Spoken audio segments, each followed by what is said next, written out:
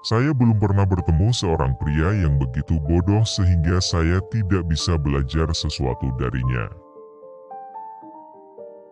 Hukum alam ditulis oleh tangan Tuhan dalam bahasa matematika. Untuk memahami semesta, Anda harus memahami bahasa penulisannya, bahasa matematika. Anda tidak dapat mengajari siapapun apapun, hanya membuat mereka menyadari bahwa jawabannya sudah ada di dalam diri mereka. Meskipun demikian, ia bergerak.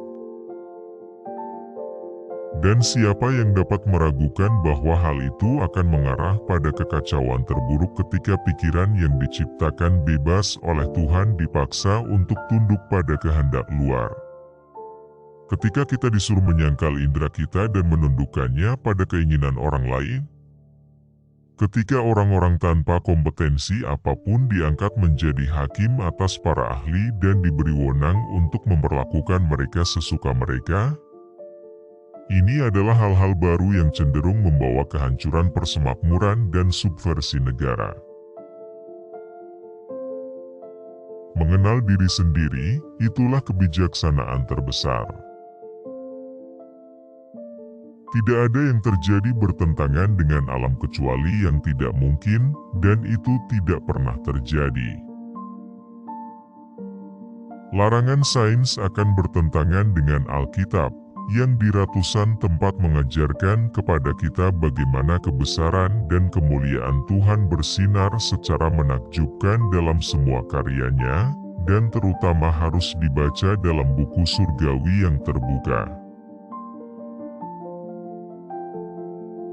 Jika Anda bisa melihat bumi yang diterangi ketika Anda berada di tempat yang gelap seperti malam, itu akan terlihat lebih indah bagi Anda daripada bulan. Anda mungkin memaksa saya untuk mengatakan apa yang Anda inginkan, Anda mungkin mencaci saya karena mengatakan apa yang saya lakukan. Tapi itu bergerak. Saya tidak merasa berkewajiban untuk percaya bahwa Tuhan yang sama yang telah memberi kita akal, dan kecerdasan telah bermaksud agar kita tidak menggunakannya. Di mana indera mengecewakan kita, akal harus masuk.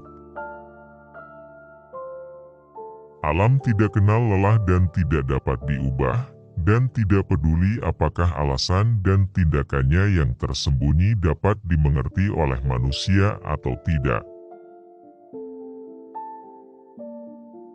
Dua kebenaran tidak dapat saling bertentangan.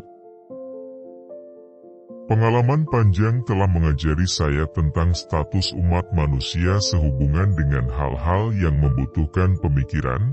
Semakin sedikit orang tahu dan mengerti tentang mereka, semakin positif mereka berusaha untuk berdebat tentang mereka, sementara di sisi lain untuk mengetahui dan memahami banyak hal membuat manusia berhati-hati. Saya tidak berpikir perlu untuk percaya bahwa Tuhan yang sama yang telah memberi kita indera, akal, dan kecerdasan kita ingin kita meninggalkan penggunaannya, memberi kita dengan cara lain informasi yang bisa kita peroleh melalui. Oh, Kepler tersayang, betapa aku berharap kita bisa tertawa bersama. Di sini, di Padua, adalah profesor filsafat utama, yang telah berulang kali dan mendesak saya minta untuk melihat bulan dan planet-planet melalui kaca saya, teleskop, yang dengan tegas dia tolak. Kenapa kamu tidak di sini? Apa teriakan tawa yang harus kita miliki pada kebodohan yang mulia ini? Dan mendengar profesor filsafat dipisah bekerja di hadapan Adipati Agung dengan argumen logis, seolah-olah dengan mantra magis, untuk memikat planet-planet baru dari langit. Tampaknya bagi saya bahwa itu dikatakan dengan baik oleh Madama Serenissima, dan ditekankan oleh hormat Anda, bahwa kitab suci tidak dapat salah, dan bahwa keputusan yang terkandung di dalamnya mutlak benar dan tidak dapat diganggu-gugat. Tetapi saya seharusnya menambahkan bahwa, meskipun kitab suci tidak dapat salah, para penjelas dan penafsirnya dapat melakukan kesalahan dalam banyak hal, dan satu kesalahan khususnya akan menjadi yang paling parah dan paling sering, jika kita selalu berhenti pada makna literal dari kata-kata itu. Anda tidak dapat mengajari seseorang apapun, Anda hanya dapat membantunya menemukannya di dalam dirinya sendiri. Filsafat ditulis dalam buku besar yang pernah ada di depan mata kita, maksudku alam semesta, tetapi kita tidak dapat memahaminya jika kita tidak terlebih dahulu mempelajari bahasa dan memahami simbol-simbol yang tertulis di dalamnya. Anggapan yang sia-sia untuk memahami segala sesuatu tidak memiliki dasar lain selain tidak pernah memahami apapun.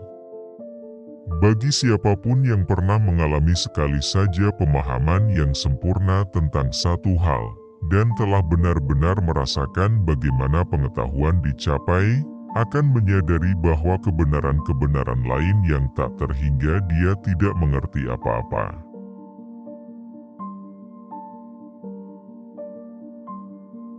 Dalam jangka panjang pengamatan saya telah meyakinkan saya bahwa beberapa orang, dengan alasan yang tidak masuk akal, pertama-tama menetapkan beberapa kesimpulan dalam pikiran mereka yang baik karena itu milik mereka sendiri atau karena mereka telah menerimanya dari seseorang yang memiliki kepercayaan penuh, membuat mereka terkesan begitu dalam sehingga orang merasa mustahil untuk mengeluarkannya dari kepala mereka.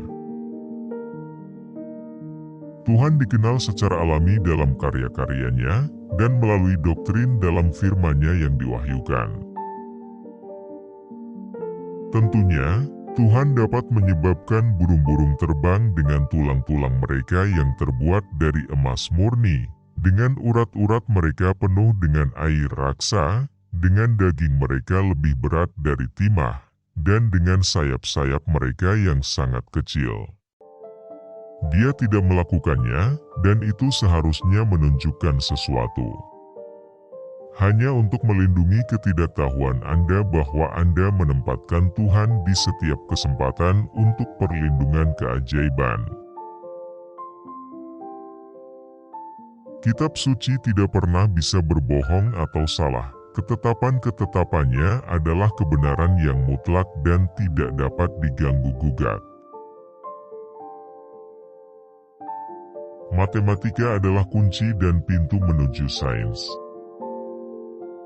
Dalam pertanyaan sains, otoritas 1000 tidak sebanding dengan penalaran sederhana seorang individu.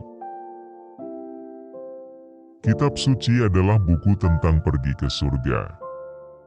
Ini bukan buku tentang bagaimana surga pergi. Semua kebenaran mudah dimengerti begitu mereka ditemukan, intinya adalah untuk menemukan mereka. Kebijaksanaan terbesar adalah mengenal diri sendiri. Gairah adalah asal mula kejeniusan. Buku alam ditulis dalam bahasa matematika. Matahari, dengan semua planet yang mengelilinginya dan bergantung padanya, masih dapat mematangkan seikat anggur seolah-olah tidak ada hal lain yang bisa dilakukan di alam semesta.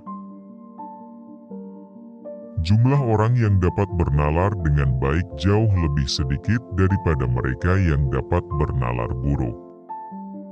Jika penalaran seperti mengangkut batu, maka beberapa penalaran mungkin lebih baik dari satu.